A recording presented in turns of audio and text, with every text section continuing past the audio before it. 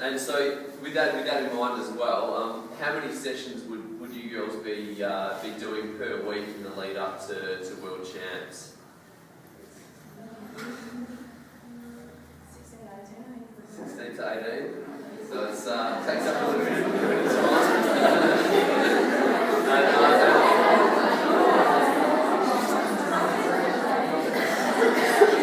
And maybe I might get Alex Hagen. What would be the toughest training session that you do? I think not only you kind of get used to the toughness of sessions, but also the duration and trying to concentrate. Like today we rode 26 kilometres and your mind is just fried after 2 hours of trying to concentrate. Well, over 2 hours of trying to concentrate, you kind of just towards the end. But I think those sessions are the ones that are really important to get through, but also can be a bit of a challenge. So it takes you mentally and definitely. Another question? Yep. How much sleep do you get? You're meant to get at least 8 hours. You should go to sleep 9 o'clock. The sleep's definitely an important one. That's when you get a lot of your recovery, and that's probably when you heard that the girls are doing up to 16 to 18 sessions a week, I think probably you can't so much overtrain but under recover, and so making sure that you're getting at least that 8 hours sleep each day is a really important part of being able to maintain that really heavy training load. So we've got another question, girls? Yep. With the kind of training regime you guys have, 18 sessions a week, do you have time for jobs? How do you become financially supported? It's a battle.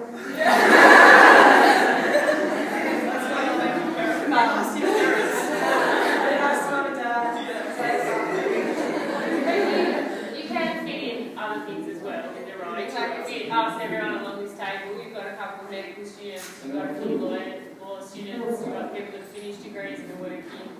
So even with rowing at this level, you can fit that in rowing at club, rowing or whatever amount you want to. You can always balance. You guys get good at it with school. We're doing as much sport. You manage to fit in way more in life than probably people that don't do rowing or do other sports or go any sport. And you make it work. And you find you enjoy being busy. You do. Everyone here manages to keep studying and keep working. So. Those time management skills are definitely something that is really important, but I think it's also important that even though the girls are doing, their big focus is rowing, it is really important that you do have some other interests outside rowing as well. So like Maya said, there's girls doing med. She's just finished a pretty tough law degree, and they've all been able to balance those two things, and they are very successful both in their rowing careers and what they're doing outside of that as well. So it's definitely not, rowing's not something, even at that elite level, isn't something that limits other aspects of your life or your ambitions as well. And I think they tend to be very successful at the rowing, but also in their careers and other areas of their lives down the track. Another question? Yeah, Brendan. What's on your mind in the middle of the race?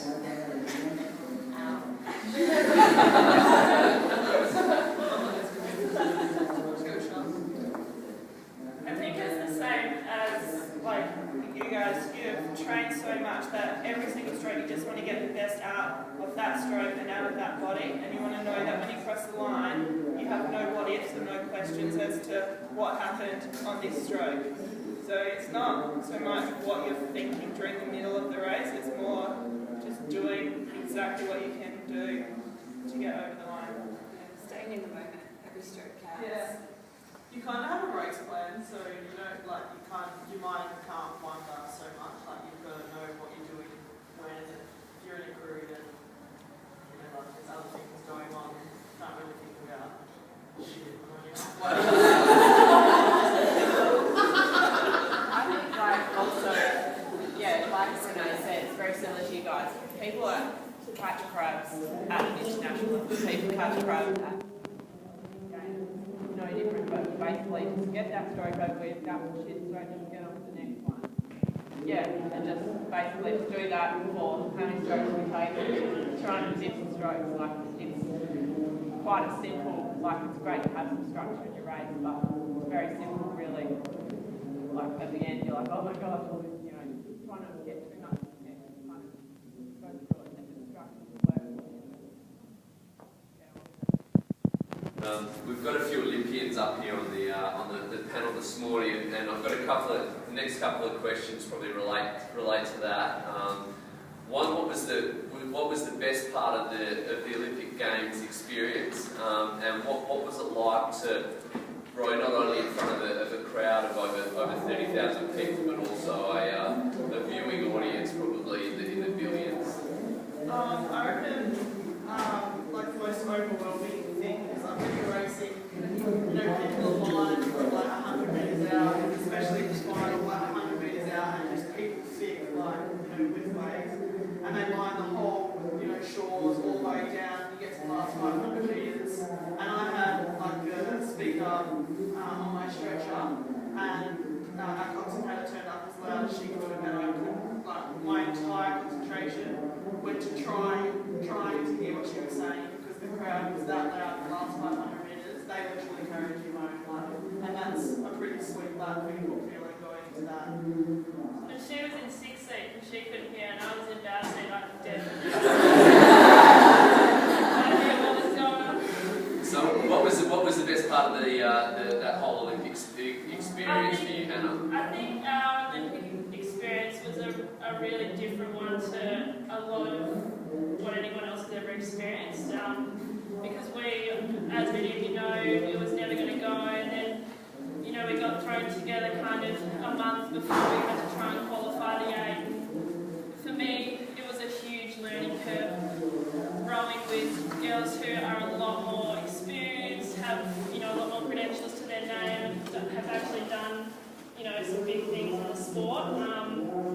So I learned so much off those older girls.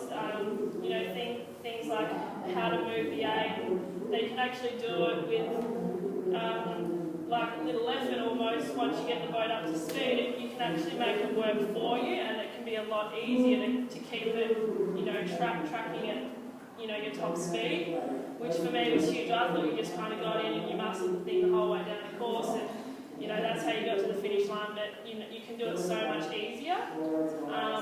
But then, you know, just the Olympic experience being, you know, like Alex said, going down the course and having people, you know, from the 100-metre mark in all the way through to the finish line, cheering for you, and being in GB, and, you know, they have a really strong rowing program, so the rowing was one of the most watched sports, so the amount of people there was just phenomenal. It was really incredible, and well, yeah, I just think we were so lucky to have, you know, such a good group of girls in the 8 pulled together for just the right amount of time in terms of to learn as much as we could and get everything out of it. And, you know, just to share it with Alex was really nice as well. Just, you know, the 2 young ones from West Australia, to see some more West Aussies trying to break in as well. It's pretty cool. Definitely. I mean, that's a pretty impressive story. So you were 19 at the game? Yeah, so Hannah's 19 at the Olympics. That was only a couple of years before that she was lined up in the first 8 at PLC. And so it can be such a quick progression through as well to being at that world stage and competing and having those experiences and racing in front of so many people. So we've got another question, girls? Yep. At your level, who is like the shortest person you'll see? In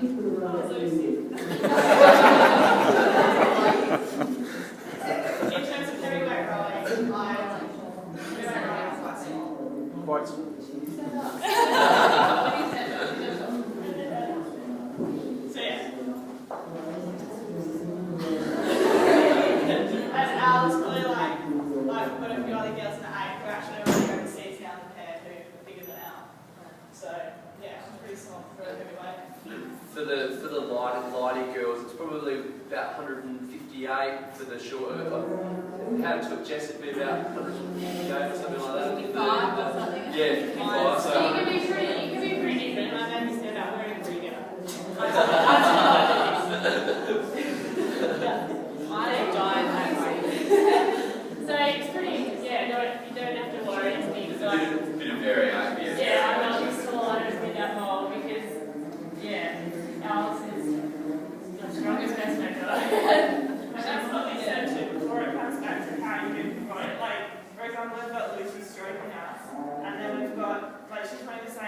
there's girls that are 15 centimetres taller than it, but we know now how to make them both move and move it together. So it doesn't matter how tall you are or how big you are. Exactly. I mean, I got a pretty important piece of advice a few years ago from one of the guys that I used to row with. His favourite saying was, "It's not the size of the dog in the fight; it's the size of the fight of the dog." And I think that's the important thing when it comes to rowing, is how determined you are to get the result. So another question, girls? I'm really interested in stand climbing barriers. Yeah, that is a really interesting one. So Matt, No, well that comes back to, do we do any other sports? Well, we sort of sometimes do sneakily play like our friends' netball teams and stuff, but we're not allowed to do that kind of stuff. But we do use our fitness that we've gained from rowing to do other exploits. Like we've got the Hannah ran a marathon last year, Maya's run very quick marathons, and she's entered in the Mandra Half Ironman later in the year. My thing is I've decided that running up buildings is quite good at it, because we've been doing years of 18 sections a week, and surely your legs have gained something from doing that. So I actually find I'm actually quite fast at running upstairs, because I randomly found that out a couple years ago. So yeah, I've done a couple of races, like I've done the Empire State Building climb a couple of years ago, and I won that, and we puzzled for one of the kids. Race that you puzzled. so Matt was a bit of a world TV superstar and doing guest appearances in all sorts of different on TV shows on all different countries across the world. So there is a bit of that, and quite a few of the guys have done do race Ironman, and it's a good crossover for cycling and things like that as well. So another question. No? Yep, go for it. Can I still get blisters? You have your colour scissors, and then you get hot spots, you can change oars or change sides. Yeah, change sides. Do something yeah, exactly. You forever get blisters. You forever don't want to shake someone's hand. Well, I think that's probably a good place to finish off this morning. You join me in thanking the girls for. We